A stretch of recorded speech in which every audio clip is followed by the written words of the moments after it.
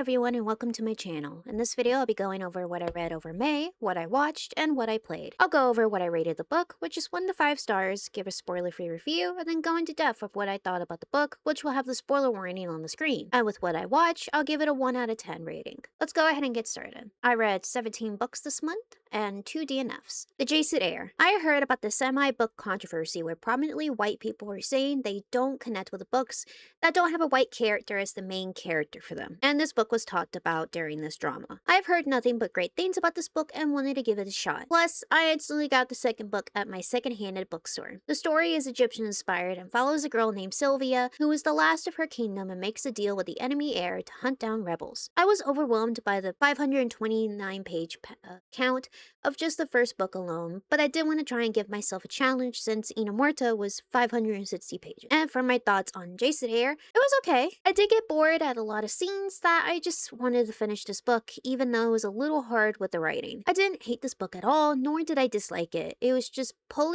wasn't pulling me with the world, the magic system, or the characters. I didn't like the first book enough to go read the bigger and heavier sequel. I did give it the basic rating of 3.25, which again, I didn't hate the book. It just wasn't interesting enough for me, and I did struggle with the writing since it was dense. I would still recommend this book for the richest Egyptian-inspired world, magic, and characters if you haven't read enough POC books. Wild Eyes. I did hear some basic things about this author, so I gave her first book and the Rose Hill series last year with Wild Love a shot. And I did like it enough to continue with the rest of the series. The second book follows the love story of the brother of the female main character from Wild Love, a single dad with 2 kids falling for a famous singer that comes to town looking for a getaway from Hollywood. I did like the book to the same extent as the first book. The chemistry was pretty good and the characters were written very nicely. Notable quotes: "Do daddy issues give you a hand kink?" I asked my husband this question, and his answer is, "Does one grow to love the hands that..." Here, drink up, Tabby. You got a real embarrassing blowjob to explain. Not an embarrassing blowjob. Breathing is overrated. I'd rather be drowning in you. Honestly, well-written romance line. Sure hope that birth control is working, Sky, because I have every intention of filling this pretty little with my cum today. Gross face. I hate this quote so much that I had it tabbed to scar my husband with this. There is a scene where the female main character goes back to Hollywood for a tour and she gets treated poorly during an interview that she says how women are treated poorly because of either leaks of their nudes or even their dating life that I really liked for the current climate of how this is happening for the past several decades. I gave the book 4.25 stars, and it was nice to turn off your brain kind of series that I decided to go ahead and read the third book, Wild Side. I did like this more than with the previous 2 books that, honestly, it was the best book out of the series. No, I'm not going to read the 4th book on how much I do not like the age gap trope and how the book is hated online. Wild Side follows Tabby and Rias, who have a fake marriage to keep guardianship over her nephew. I loved how the characters were portrayed and written with their personal traumas, especially losing a loved one due to drugs. I loved the chemistry and how feel-good this book was. For a random note about me, I tab books for how much they say the title of the book. This is how much I tabbed on how much they said the title of the book. To be fair, the title is in reference to the main male character's wrestling name, but my god, the amount of tabbing made me almost run out of green tabs. Notable quotes: "Rias has always given off big dick energy. I know it's not so much as big dick knowledge, big dick surely, big dick guaranteed. Maybe that chakra shit is real. I healed him with the magic of my pussy." Comedy is pretty good in this series also. Again, this is the type that you can just turn off your brain and let the rom-com happen. Set scenes were written good, if not sometimes perverted, that you have to stop and gape at the nastiness. So for Wild Side, I give it 4.5 stars, which for novels is my book of the month. There is a reason I say that. Tourist season. Yes, it is late that I have not read her newest release, and not counting Harvest season. I will get to you. I see you on my shelf. I do love Brianne Weaver with her Ruinous Love trilogy, is what got me started on her writing and stayed to read her older works and her newest. Tourist season is a sequel slash spinoff of Harper, who was the girl in the cellar from Butcher and Blackbird, as she moves to a tourist town and has an enemies to lovers with Nolan, who believes she murdered his brother. Her type of books are the ones that are rom-com, and you just have a good time. This is exactly that, but with more true crime in it. I loved the writing, character good, Set scenes are as usual with her style, disgusting and good. The only complaints I have is that Nolan's POV is a little boring, and I was kind of wanting more from this book as a whole. Notable quotes: out of all the women in the world, I cannot be the one to roll over and say, "Take me now, murder daddy." Nah, most of the women who are into dark romance say that all the time. Not just one taste. I'm not just some fucking snack. Damn. Something going on there with you two? Going on? You know, going on. Maybe. I don't know. Does set swing count? I need to know I can have you without destroying you. This was a standalone to find out. No, this is a series with the same couple. I have gotten the sequel earlier this month and will be reading it in July. 4.25. The Monster of Florence. I heard that the judge who did the trial of Amanda Knotts was involved with this case also made me want to read this book, and I have really low standards with male writers/authors. There have been a few handful that have really either met my standards or overseed them. I'm not saying I'm not going to read a male author. There's a reason why majority of my collection is female authors. Monster of Florence follows the case of the titular Monster of Florence, who killed 16 people over the course of 1968 to 1985, and how Italy responded to their own serial killer during this time and a little bit after. Now, I do not hate when certain people have to explain the city or the country a crime took place on their culture or how they have to live. But my god, this book had so much knowledge on Italy that were not needed, or I did not care about this case.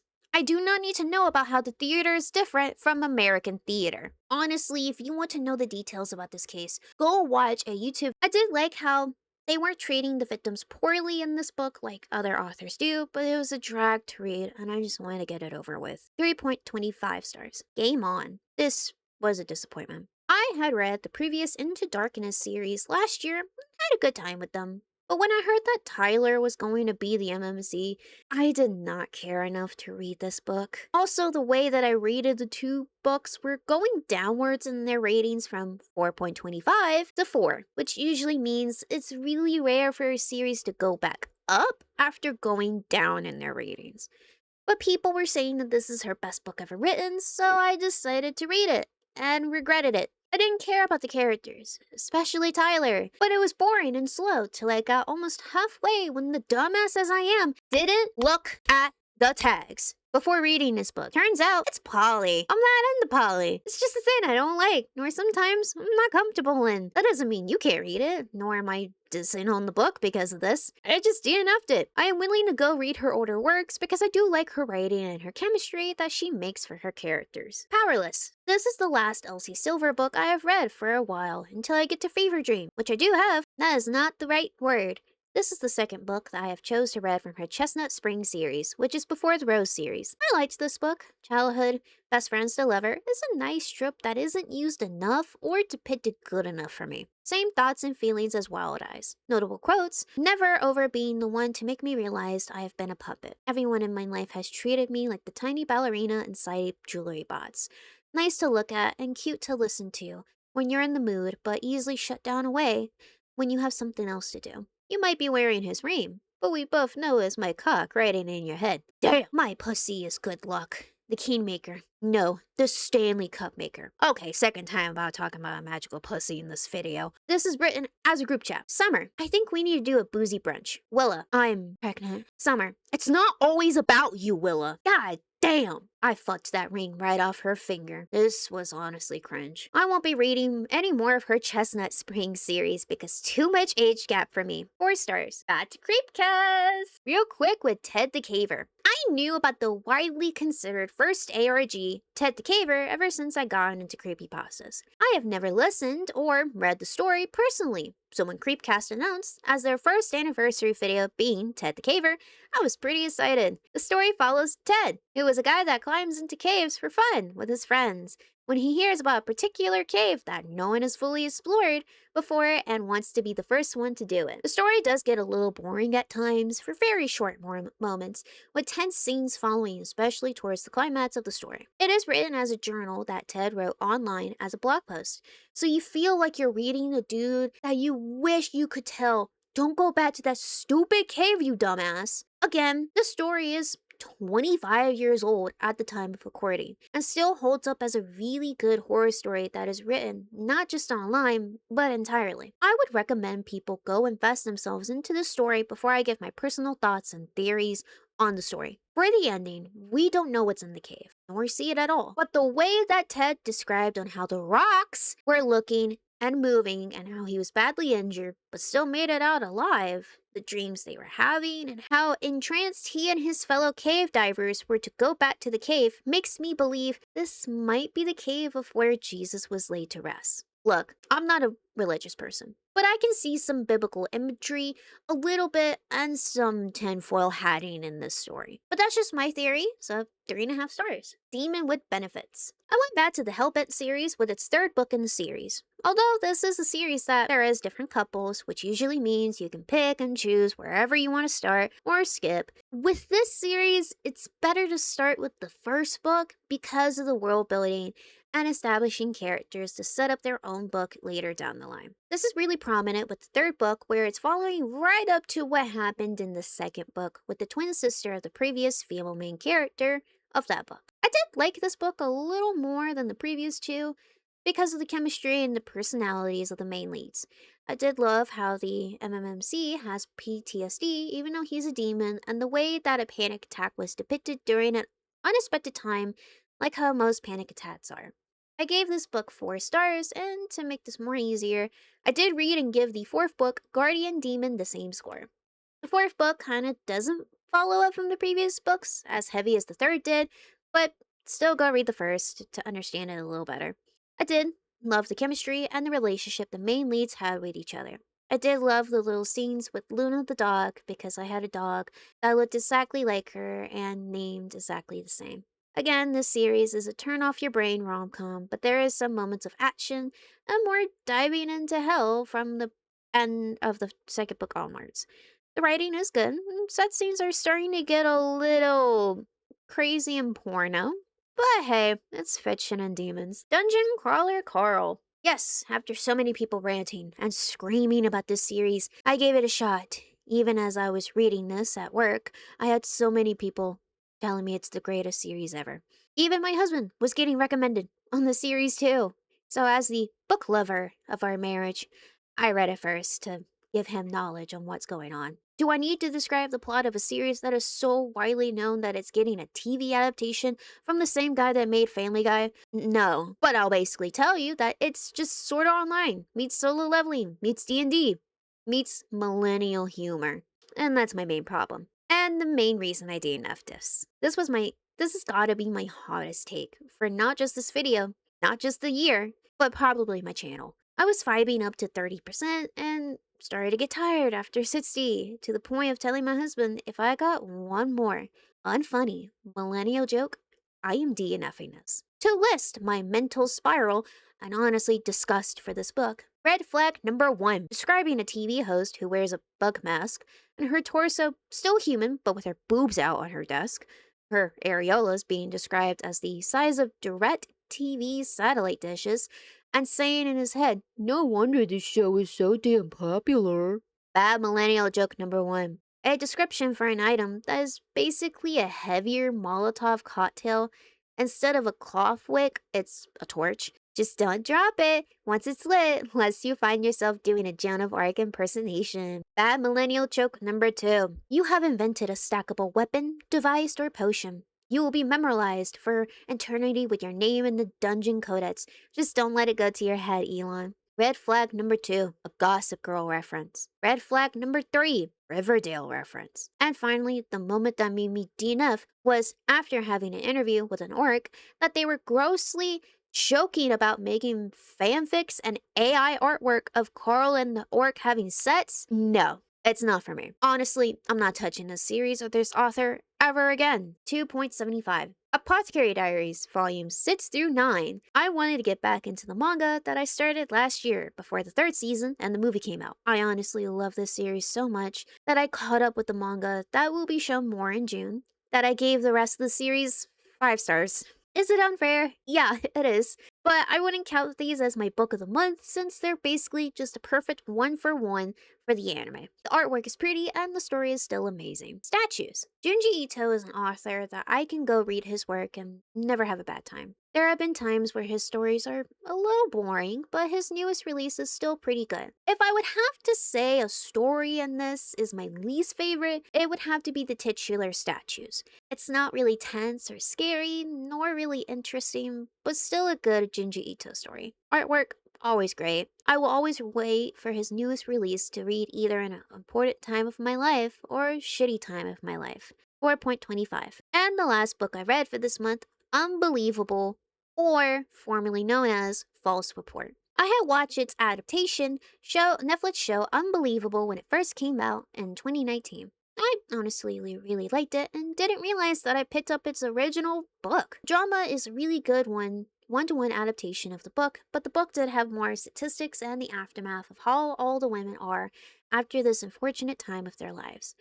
I don't have a preference for either or, but I would have to say that you can either read the book or watch the drama to still get the same information and message that this gives, which is, most of the time, if not all the time, false reports of rape are not false. It is about how women are treated poorly by not just the police, but also by the community they live in. The only complaint is that I didn't really care for the rapist's life, so that did bump it down, but this is still an important book and drama to educate yourself. 4.25. Me and my husband only watched one anime this month. May I ask for one final thing? My husband saw a clip of the first episode, which was in dub, and that was the reason we watched it. It is about Scarlet, who has really bad anger issues because of how she's been treated as a woman by her ex-fiance, and decides, I'm just gonna punch some people and none of y'all gonna stop me. This would have been better if the anime would have let her kill these men, but because this is PG-13, we can't do that. This was pretty okay. There were moments that were funny, but it didn't wow us like previous animes. We will be down for a second season if it ever comes out, but it's a nice short anime to watch. 7 out of 10. And finally, I only played one game this month, Amnesia Memories. I have fond memories of the anime adaptation when it came out. This was an anime that my middle school self kind of loved with my friends when it came out in 2013. Fuck. Time before my husband? Never really think of those times fondly. It's hard to remember, but I think my favorite was Yukio, or Kent, I think. Either way, my husband got me into gaming more on PC back in 2016 that I bought the visual novel. Played a good bit of Kent's Route, never touched it again. Until this year when I realized, God, I want to finish this old gem of an otome game. Now, for an otome game that is probably heavy into pushing of more otome games coming over to the US and is 15 years old, most otome fans already know this game, or even anime fans. But just in case you don't know, it follows you, the heroine, with amnesia, to try and figure out why'd you lost your memories and your choice of 5 men. This game is a little dark with certain routes or endings. Definitely looking emo with the design of the men, and kinda aged with its romance a little bit, but still a good otome game to play, and the adaptation is known to be terrible. I mean, there's a reason it's 5 out of 10 on my anime list. So, I'm gonna give you a ranking of the men least to favorite, real quick like I did for 9 RIP. Shin, yes, the poster boy of the series. I found his route interesting with it being mystery heavy, but he is not a good boyfriend. I mean, he leaves you by yourself for so long, I forgot, oh yeah, I'm in Shin's route. Yeah, he's a bad boy with a past of a criminal father, but as a childhood best friend turned to lover, he is not good. His bad ends were alright that have a heavy connection to Toma. Speaking of him, Toma, the cage, everybody remembers this name and this route. The first yandere route. Yeah, the first. I am saying that right. I liked his route, the first up to the middle route, knowing about the cage, even making fun of the entire scene until he started to threaten to sexually assault you towards the end. Yeah, that's not okay. His bad ends weren't notable, but the reason why he's above Shin is because of how good of a boyfriend he was at the beginning. At least he didn't leave me alone a majority of the route. Iki. I did not like the beginning of his route. I hated that he didn't stop himself from being fawned over by other women, even though he's in a relationship. But as the route progressed, and his character too, he was better by the end. He has a supernatural trait of his eyes entrancing women, which isn't explained, but you aren't affected by him. He's mentally and emotionally fucked up by this fan club of his that it becomes the reason he is the way he is, which made me feel terrible for him. I didn't like the fan club being the main villain of this route and didn't like Rika at all because she looks so beautiful in her artwork. His bad ends were memorable with him either going to kill the fan club for hurting you or is trying to sexually assault you. Please stop this! I do remember how much I hated him when I was younger and pleasantly surprised on how much I liked him now. Also, the only route to have a wedding with a beautiful wedding dress. Oh my god. Yukio. This is a secret route that, after you do the first 4 men on their routes, and is heavy on the story. Yukio does show up in most of the bad ends as the mysterious guy who kills you or stalks you in the bad ends. His route is heavy in story and does explain what's going on in the background, and I did like him a lot because of this. I do love the tragic star-crossed lovers trope, and this does embody it. This is the second yandere route. Yes, 2 yandere routes for 1 dating sim. His personality and character traits were honestly sad, and knowing more about my mental health as an adult were relatable to a certain extent. Not the whole murdering part. This is a secret route that you should get, and a nice route to end the game on. Kent, this man.